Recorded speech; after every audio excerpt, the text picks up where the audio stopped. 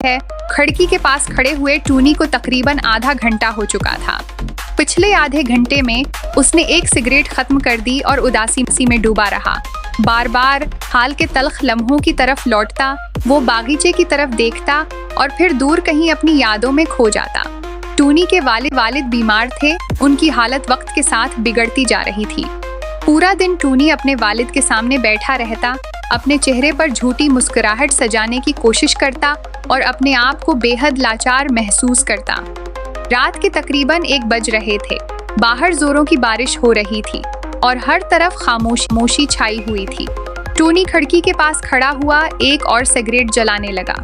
अचानक इसकी नज़र अस्पताल से थोड़ा दूर एक स्ट्रीट लाइट पर पड़ी। इस पीली रोशनी में बारिश के कतरे बहुत खूबसूरत लग रहे थे। लम्हा भर के लिए वो अपनी फिक्र को भूल गया और इस मंजर में खो गया। फिर टूनी को इस स्ट्रीट लाइट के नीचे एक औरत नजर आई।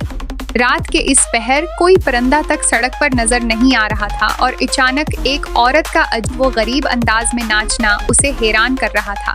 इस औरत ने सफेद रंग का हेड स्कार्फ पहना हुआ था जिससे उसका चेहरा छिपा हुआ था और उसके हाथों में सफेद रंग के दस्ताने थे।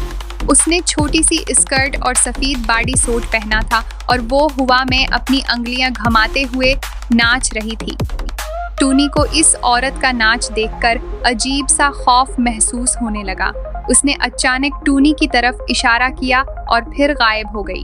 टूनी इतना डर गया कि उसने फौरन खिड़की बंद कर दी।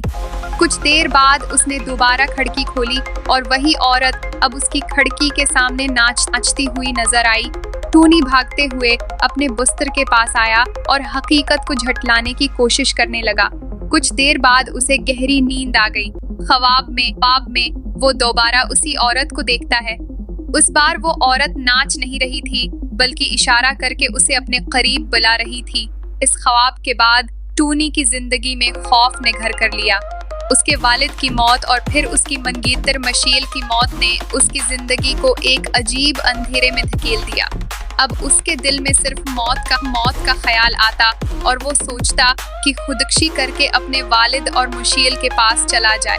टूनी अब लोगों को डांसिंग लेडी से खबरदार करने की कोशिश कर रहा है क्योंकि वो जानता है कि वो औरत अपना नया शिकार तलाश करने के लिए एक बार फिर सड़कों पर निकलेगी। अगर आपको ये कहानी पसंद आई हो तो हमें सब्सक्राइब करें